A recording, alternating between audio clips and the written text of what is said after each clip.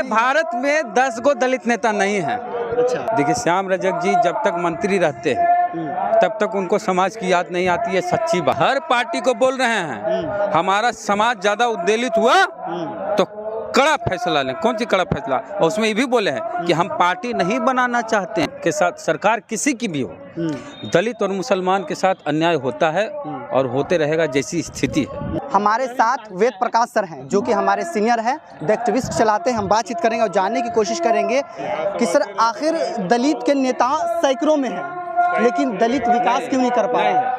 सैकड़ों में कहाँ है? पूरे भारत में सैकड़ों में नहीं। गिन के बताइए सैकड़ों। आप 10 गो नाम बताइए देश भर में दलित नेता, बताइए आप। सर जीतन राम मांझी एक हुए, चिराग पासवान 2 हुए, पशुपति पारस जी ये नेता नहीं है। आगे बोलिए। नेता नहीं है? कहाँ नेता? नेता होते चौहरमल मेला नहीं जाते? अरे चाराडी जाते हैं जी। कहाँ नेता? नेता रहते जाते, वो नेता नहीं है। रामविलास जी नेता थे या चिराग जी नेता है, पशुपति पारस नेता नहीं, मंत्री हो सकते हैं, नेता नहीं है। मांझी जी नेता है, मायावती जी नेता है। पूरे भारत में 10 गो दलित नेता नहीं है। अच्छा, लेकिन फिर भी उस दलितों की आबादी 30 करोड़ से ज्यादा है और उस 30 करोड़ में 10 नेता नहीं है। सच्चाई ये है। आप यूपी बिहार से लेके पूरे देश में देखेंगे तो 10 गो दलित नेता नहीं है। आप सैकड़ों बोल रहे हैं, नहीं है, आप नहीं गिन पाइएगा। यूपी इतना बड़ा स्टेट है, यूपी 2 गो नेता है, एगो चंद्रशेखर एगो बहन जी है। बिहार में मांझी जी हैं, चिराग जी हैं, और तो कोई नेता नहीं है दलित का जिसको दलित कह दे कि हमारा नेता है। तो सोचिए कहाँ पूरे देश में 10 गो से ज्यादा नाम ही नहीं आप ले पाए। बंगाल इतना बड़ा स्टेट है जी, एगो दलित नेता का नाम बताइए। पश्चिम बंगाल में एगो दलित नेता का नाम है, पता है?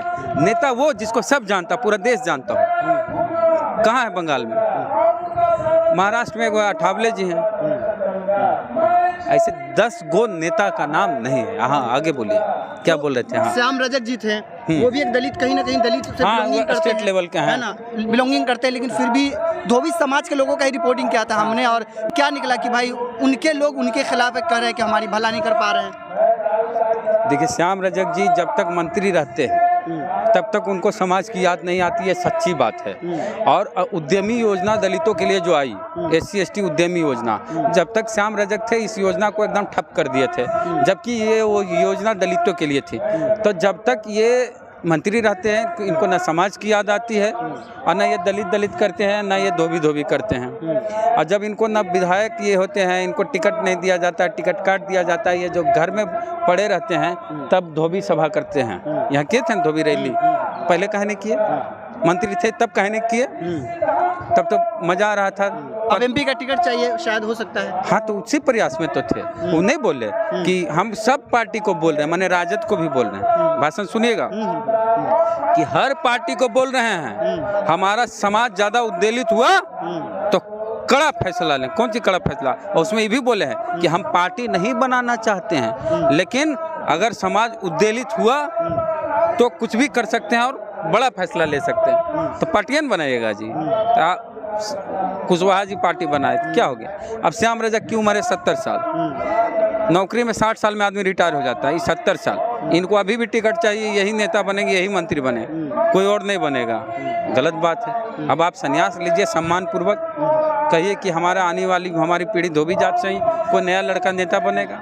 तो ये सब तभी इस तरह का कार्यक्रम करते हैं जब ये बैठे रहते हैं, खाली रहते हैं। सर मुस्लिम में ऐसा है, अभी देखने को ये मिल रहा है कि मुस्लिम का भी भला नहीं हो पा रहा है, लेकिन अफ्तार पार्टी के माध्यम से कहीं ना कहीं मुस्लिम को आकर्षित करने की कोशिश की जा रही है। मुस्लिम के साथ सरकार किसी की भी हो, दलित और मुसलमान के साथ अन्याय होता है और होते रहेगा जैसी स्थिति है अभी जो स्थिति। मॉब लिंचिंग बिहार में नहीं हुई, महागठबंधन हुई कि नहीं अभी हाल फिलहाल में? तब अब वही बीजेपी शासित राज्यों में होता तो हम भी बोलते, आप भी बोलते, अब महागठबंधन के नेता भी बोलते, लेकिन बिहार में हुआ, मामला दब गया। नहीं हुआ है? बिल्कुल हुआ है। सिवान में हुआ है जी, तब छपड़ा में हुआ है सर तब। तो कहीं ना कहीं मुसलमान समाज को क्या करना चाहिए जो उसका भला हो? मुसलमान समाज तय कर ले अपने की क्या करना है, अच्छी आबादी है उनकी। ये तो रामविलास पासवान जी बहुत पहले बोले थे कि बिहार में हम दलित मुख्यमंत्री चाहते हैं, जबकि उनको ऑफर था कि आप मुख्यमंत्री बनिए, लेकिन वो कहते थे कि नहीं हम किसी मुस्लिम को मुख्यमंत्री बनाएं। ये लगता है 15-20 साल पहले की बात है। तो वो सफल नहीं हो पाए। बहुत पहले उनकी ये बड़ी सोच थी, उस समय समाज ऐसा नहीं था, सोशल मीडिया का दौर नहीं था कि दलित मुस्लिम भाई भाई, अगर ऐसा रहता तो संभव हो सकता था। तो उस बड़ी सोच उस समय उनकी थी। बैकवर्ड बिहार का मुख्यमंत्री बना, दलित मुख्यमंत्री बना, अति पिछड़ा बना, अगड़ा बना, मुस्लिम को अब बनाइए। सर नहीं लग रहा है कि कहीं ना कहीं मुस्लिम समाज को, दलित समाज को एक तरह से जो पार्टियाँ, बड़ी बड़ी पार्टीज है, वो कहीं ना कहीं टोपी पहनाने का काम कर रही है? टोपी टी शर्ट सब पहनाया जाता है। अरे डिप्टी सीएम के लायक तो समझता नहीं है लोग मुस्लिम को। अरे भाजपा की सरकार थी तो 2 डिप्टी सीएम दिया नीतीश के साथ थे, और नीतीश के साथ 2 डिप्टी सीएम दिया, रेणु देवी, अतार किशोर प्रसाद, तो 2 डिप्टी सीएम दे दे। अभी तेजस्वी जी भी रहेंगे, मुस्लिम को भी बना दे। ऐसा क्यों नहीं कर रहे हैं? तो ये पूछिए, खाली दरी बिछाइएगा। सर कि सासाराम हो गया, बिहार शरीफ हो गया, इस तरह का माहौल होता है जो धार्मिक 4000 किताबें जल जाती है। एक बहुत अच्छी बात है कि इस बात के लिए खुश होना चाहिए कि जितना बड़ा प्रोग्राम प्लान था उनका उतना बड़ा नहीं हुआ, पूरा बिहार बच गया। तो मकसद मंशा उसके पूरे बिहार की थी, लेकिन 2 ही जिला में सीमित हो गया। इसके लिए कुछ कहिए कि हमारे समाज के लोग बधाई के पात्र हैं कि झांसे में नहीं आए। वो दौर नहीं है कि पूरा बिहार बहकावे में आ जाएगा। हमारे जिले में नहीं हुआ, नालंदा के बगल में नवादा में नहीं हुआ। तो सर कहीं ना कहीं इसका कौन पकड़ाया? बजरंग दल पकड़ाया जी, कुंदन कुमार। कुर्की जब्ती हो रही है ना, तो कौन है इसके पीछे?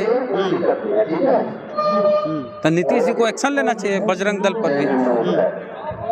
आरएसएस हो गया, बजरंग दल हो गया, ये सब कहीं ना कहीं तो हम नहीं बोल रहे हैं, अखबार में आ रहा है, टीवी में आ रहा है, पुलिस कह रही है, हम थोड़े कह रहे हैं। तो बजरंग दल का लोग है उसमें, तो बजरंग दल पर भी कार्रवाई हो। आरएसएस पे बैन नहीं लगा है पहले, तो सरकार सक्षम है क्या? कहा बिहार सरकार नहीं कर सकती है? बिहार में कर ही सकती है। क्यों नहीं हो रहा है सर? तो बिहार सरकार से पूछे, हम तो नेता नहीं हैं। ये तो आफ्टर 5 दिन के बाद, 3 दिन के बाद उप मुख्यमंत्री जी ट्वीट करते हैं। नहीं, ऐसा थोड़े तेजस्वी बैठल होंगे। तेजस्वी काम कर रहे होंगे कि कम हो, पहले कम किया जाए, बयान से ज़्यादा काम हुआ। उसमें दंगा होगा तो हमारा भाई भी मरेगा, आपका भाई भी मरेगा। हाँ, तो उस समय बयान वीर नहीं बनना चाहिए, उस समय काम करना, काम कर रहे होंगे तभी जल्दी ख़त्म हो गया, समझे? तो ऐसे नहीं, वहाँ चल जाते तो क्या होता? वहाँ चल जाने से क्या होगा?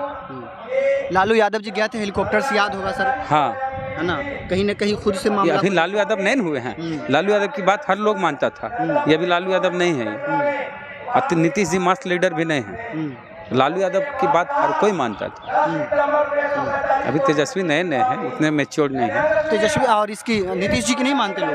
नहीं, नीतीश मास लीडर कभी नहीं रहे हैं। नीतीश जी की अपनी पार्टी बिहार में सबसे बड़ी पार्टी है, 3रे नंबर की पार्टी, जिसको सब नेता मानता हो वो नीतीश जी। नीतीश जी कभी भाजपा के साथ, कभी आरजेडी के साथ। पसगा देखते हैं तराजू बराबर रहता है, तो एक तरफ हल्दी चढ़ा दिया, जिधर हल्दी चढ़ा उधर झुक जाता है, तो वही हल्दी है नीतीश जी।